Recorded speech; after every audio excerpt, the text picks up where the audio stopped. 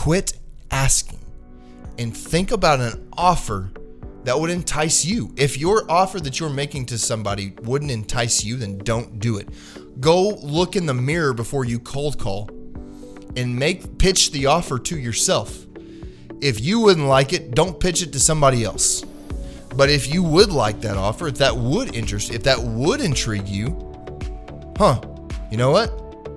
Yeah, maybe I'm onto something there. Maybe that is something that you can offer to 30 people today and see if one of them bites.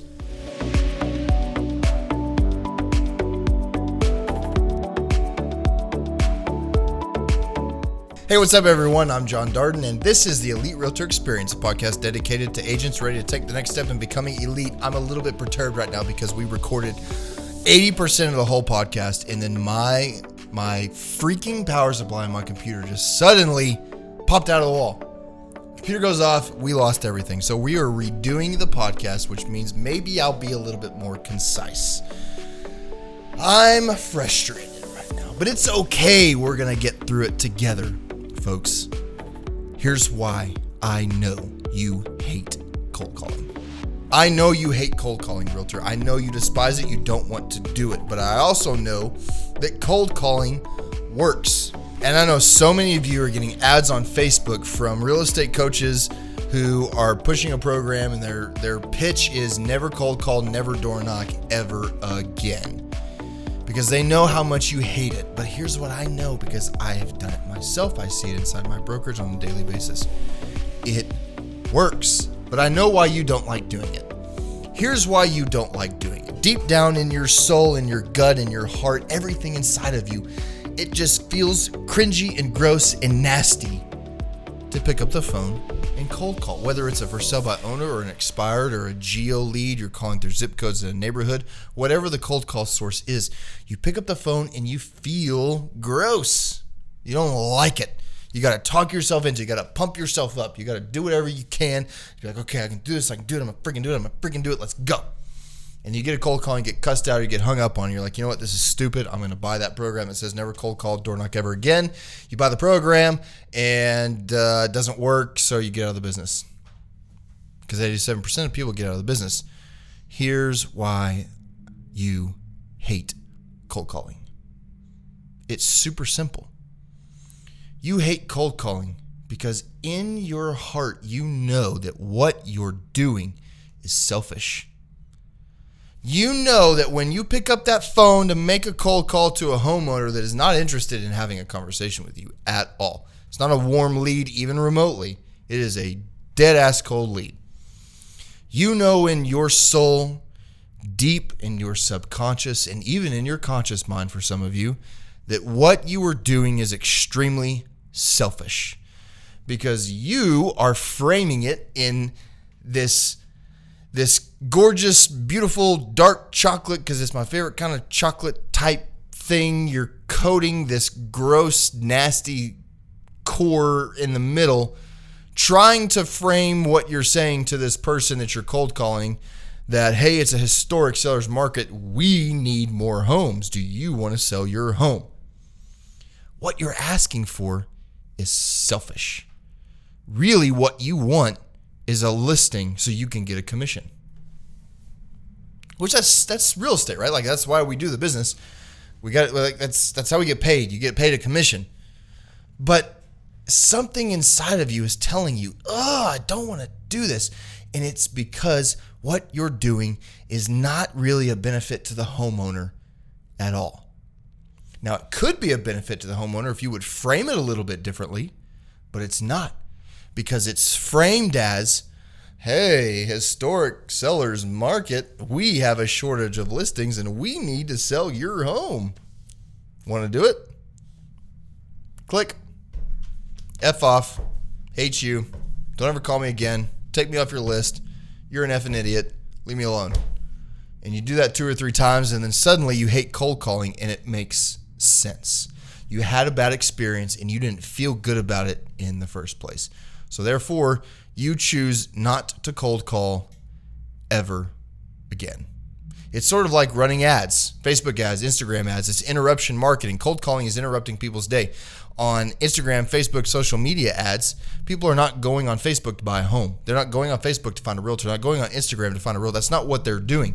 So you're running an ad and it's interrupting them, and your ad sucks because it's all about the benefit to you, and you're desperately trying to sugarcoat it to make it seem like it's a benefit to the homeowner, but it's not a benefit to the homeowner. It's all about you. So you feel gross. You feel nasty. It doesn't, like, it's just bleh. And I use this example. This wasn't a cold call, but it's an Instagram ad. I bought a shirt from Instagram. I bought a freaking shirt from Instagram. Like, why the hell would I buy a shirt from Instagram? I bought a shirt from Instagram because I was scrolling and it was a sponsored ad. I know it's a sponsored ad. It says sponsored ad, but guess what? They made a really great offer to me. A beautiful offer, a wonderful offer. And this particular shirt, it solved a problem that I have of most of my button-down dress shirts. They're too big in the waist, and I like it to fit a little tighter. And so this particular shirt was like, hey, try it out for free. If you hate it, send it back. If you love it, pay us. And they showed that it's a shirt with a zipper. It's really weird. It's a button-up shirt with a zipper, and the buttons hide the zipper, but it fits nice and tight and snug the way that I like dress shirts to fit. They made a really great offer to me. A great offer. And therefore, me scrolling through Instagram, and this is shifting to leads here, or to ads a little bit, but the same thing applies to cold calls. They made a great offer. I wasn't on there to buy a shirt, but I bought it because the offer was really, really good. If you tried to buy a car recently, good luck. Trying to buy a car right now is almost as hard as trying to buy a home. Okay, and I was looking for a new Yukon Denali. I admit my bouginess. I like nice cars. I like nice things. Okay, and that is one of the most impossible vehicles to find in the United States of America right now. And so I called dealerships all over the place, and they're telling me 3 to 6 months at best. And there's one local dealership that I had hit up a few months ago. I was like, hey, this is what I'm interested in. If you find something, let me know. And they didn't blow me up. They didn't bug me. They didn't call me all the time. But they did call me. When the general manager called me and said, hey, we got one on the truck. Do you have anything you're trading in? And I said, well, I could trade in a Jeep. I got a Jeep Wrangler that I could trade in. Don't need 3 cars, so I'll trade you in a Jeep Wrangler. Okay, here is what we can offer you on your Wrangler. I gave them the VIN. I gave them the mileage, sent some pictures. Like, here's what we can offer you on your Jeep. And it was a good number. It was a really good number. I was pretty happy about it. So they made a good offer on my Jeep. And then they said, hey, look, you are first person to have dibs on this Denali. So the offer was, you're the first one to see it. You're the first one. Like, if you say no, then somebody else gets it, but nobody can say yes ahead of you. Do you want it? Yes or no? And you may be thinking, like, well, they're asking you to buy something. Yeah, but they were offering me good money on my trade-in, and they were offering me the first right to purchase this vehicle. They weren't just hitting me up all day long with bull crap that I didn't want. They knew what I wanted. They identified what my motivation was, and they made me an offer. He didn't feel gross calling me that day. I know he didn't, because I could hear it in his voice. You know, you sound different on the phone when you're making a cold call. Your voice inflection is different. You get a little shaky in your voice, and you just kind of sound kind of a little bit funny because you feel weird doing what you're doing. He didn't sound weird that day. Not at all. Why? Because he knew he was making me a very solid offer. And it wasn't about him that day. It was about me. It was about fulfilling a need that I had, solving a problem that I had, moving towards a pleasure that I wanted, which was buying a Yukon Denali. And man, Bailey, it's badass. You need to check it out. So what if you, instead of picking up that phone and cringing because You're going to make some cold calls. Maybe you bought RedX and you're buying Geo Leads. You're on Cold Realty, or you went to Fiverr and you bought a list from them. And you're going to make 25 cold calls today. Like, you're geared up. You're going to do it. And then when you pick up that phone, what if instead of being full of anxiety and stress and feeling gross because you know what you're doing is going to be gross, because all you're going to do is ask somebody that you don't know to do something that benefits you, and you're desperately going to try to make it sound like it's a benefit to them. Therefore, you hate doing it, which is good because you're a good, caring human being, and you wouldn't want somebody doing that to you, but you're going to do that to other people. What if instead of that approach, what if you stepped up to the plate of cold calls and you say, you know what? I'm going to call people and make an offer to them that benefits them. Something that they actually might want. Something that they need to hear that could benefit them. Because just saying, seller's market, low inventory, we need your home. So what? Okay. Do you need my brain and kidney too? I'm not going to give you either one of those things. Just because you need it doesn't mean you're going to get it. That's not an offer. That's an ask. What if instead of approaching cold calls of what you're going to ask, you shifted your mindset to, what am I going to offer you? Think about that for just a second.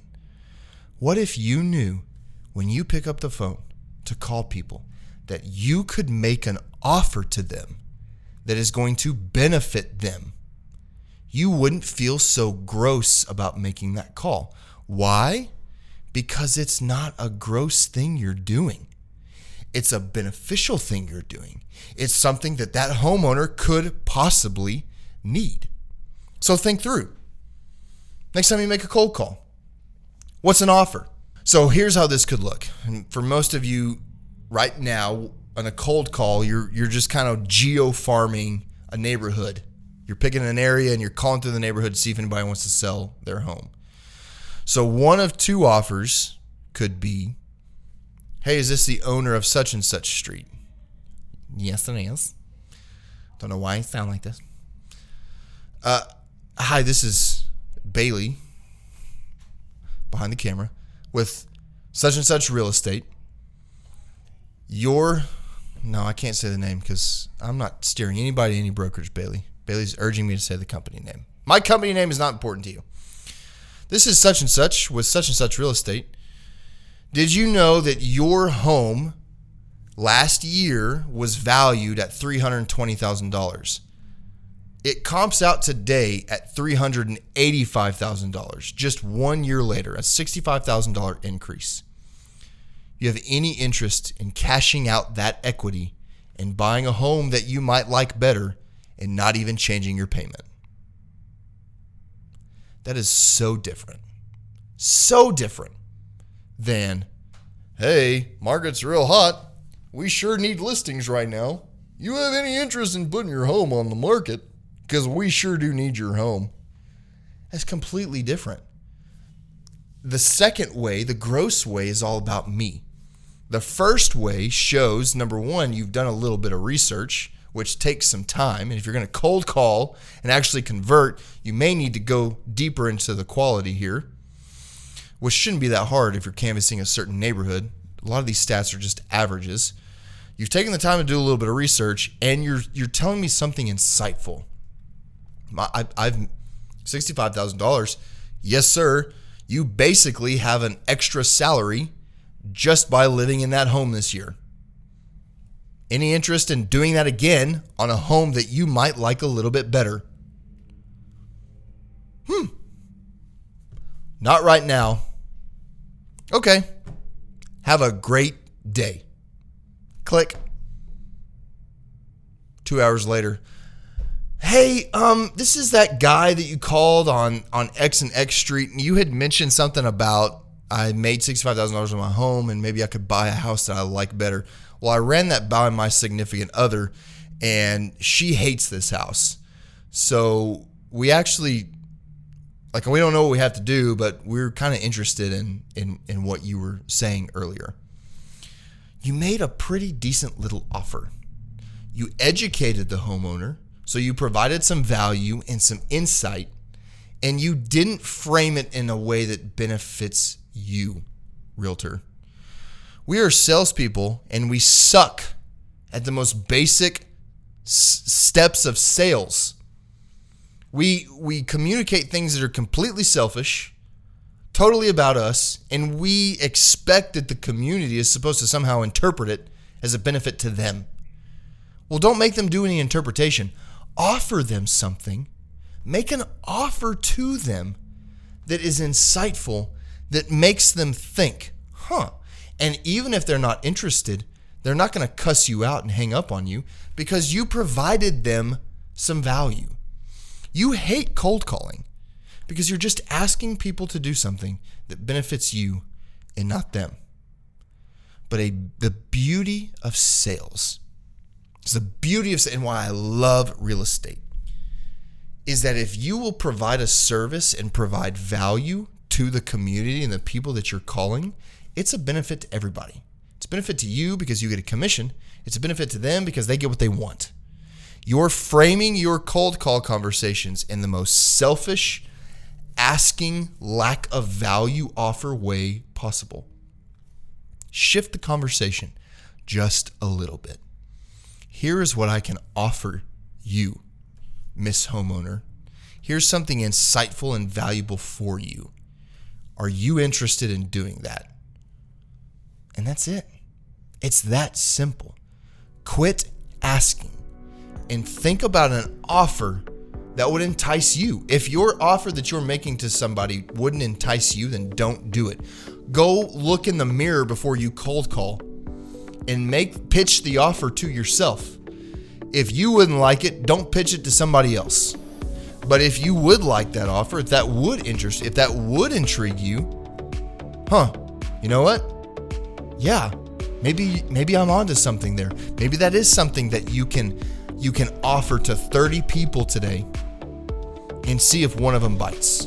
Because then at that point, it's not nasty, it's not gross, it's not sleazy, it's not selfish. You're helping everybody in this scenario. So those of you realtors, number one, that are cold calling and not finding any success. Number two, they aren't cold calling because you hate it.